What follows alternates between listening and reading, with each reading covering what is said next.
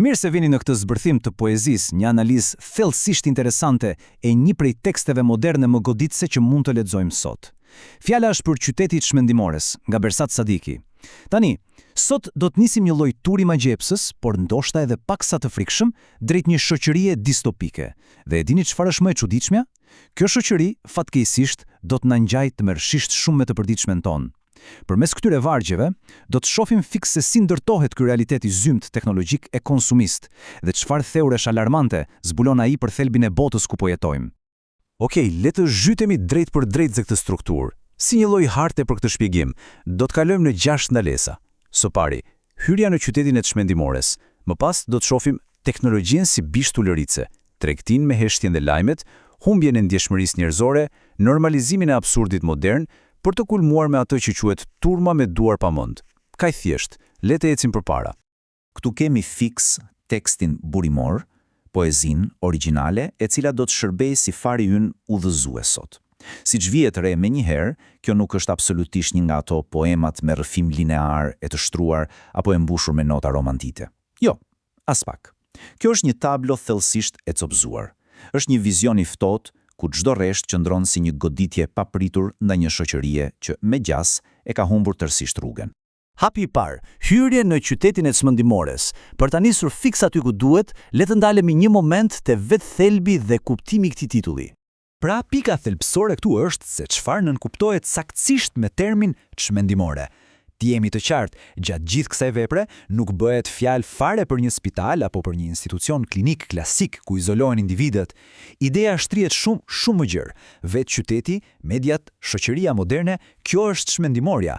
Është një habitat masiv ku çmenduria është bërë aq e normalizuar sa as që diskutohet më. Është një përvojë e përditshme, tërësisht kolektive. Pika e dytë, teknologjia si bish ulëritse. Tani, të imagjinojmë sikur futemi vërtet në sheshin kryesor të këtij qyteti, aty ku takimi me teknologjinë merr një formë thënë të drejtën mjaft halucinante dhe paksa të frikshme. Vargjet hapse janë si një grusht i bevasishëm.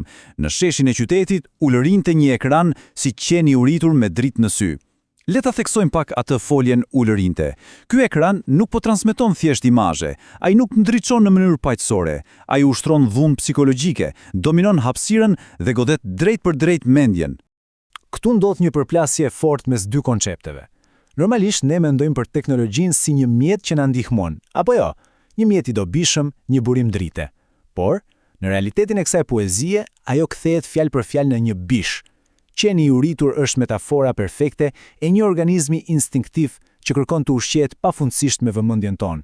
Dhe ajo drita në sy nuk është as pak drita arsyes, por thjesht një rrëzatim artificial elektrizues që tregon se shoqëria gjendet në një ambient mbytës psikologjikisht. Kalojmë në seksionin e tretë, tregtia me heshtjen dhe lajmet. Këtu shpalloset një skenë akoma më absurde e këtij sheshi distopik, ku shohim banalizimin ekstrem të gjërave abstrakte. Le të lexojmë këtë vargje. Gratë shisnin heshtje në qese plastike, kurse burrat pinin lajme si raki të lirë. Ky imazh është vërtet briljant. Konceptet si qetësia mendore apo informacioni shndrohen papritur në mallra të rëndomta pazari që tregtohen trotuareve. Tani, ajo që është vërtet interesante këtu është pikërisht ky komercializim absurd. Të imagjinojmë pak, heshtja, kjo gjendje kaq intime e thellë, shitet në qese plastike. Është paketimi më industrial, më i lirë dhe më pa shpirt i mundshëm. Nga ana tjetër, kemi lajmet. Lajmet nuk mendohen e nuk analizohen, por pihen, madje si raki e lirë. Pra qëllimi këtu nuk është që të informohesh, por të dehesh, të mpish strurin me anë të një dehjeje kolektive. Është një goditje fantastike ndaj konsumizmit si përfaqësor të epokës moderne. Dhe pikërisht ky konsumizëm agresiv na çon te tragjedia e katërt, humbja e ndjeshmërisë njerëzore. Ky është padyshim fundi i thellë moral i gjithë poezisë. Dëgjoni këtë. Një fëmijë qeshte me një kufon plumbi dhe askush se pa. Kjo e rrëqeth njeriun totalisht. Është pika e kthesës morale ku theksohet humbja absolute e humanizmit.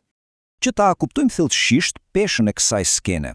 Tradicionalisht, gjatë gjithë historisë, pëllumbi është mbajtësi simbolikës së paqes, pafajësisë dhe vetë shpirtit të pastër.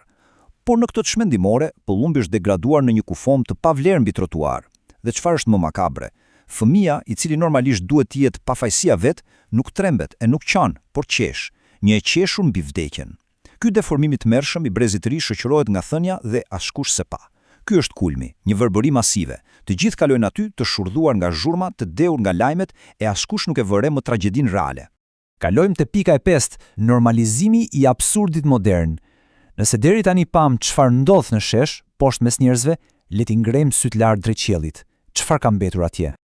Edhe hapësira e lartë ka humbur plotësisht magjinë e saj, vetëm hëna arrin të varur si llambe prishur komune. E gjithë rëndesa qiellore të rriqet zvarr për t'u dorëzuar jetës më të rëndomt. Dhe kjo ilustron në mënyrë gjenjale pikërisht atë estetikën tipike të zymt urban ballkanike. Hëna, ky simbol absolut romantik, frymëzimi i poetëve dhe i dashurisë, kthehet papritur në një llambë komune. Një infrastrukturë burokratike e kalbër, nuk ka më as idealizëm e as mister të yjeve. Të mbetet vetëm një varfëri shpirtërore e një dekadencë që lëshon një dritë krejtësisht të sëmurë mbi njerëzit.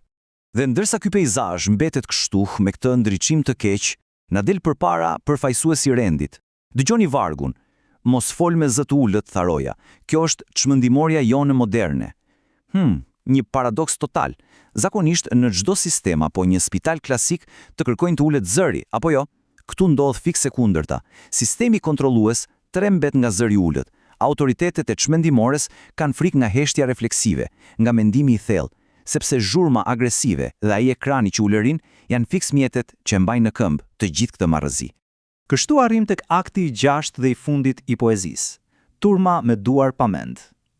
Ky është fiks momenti fatal ku pranohet fundi i arsyes logjike.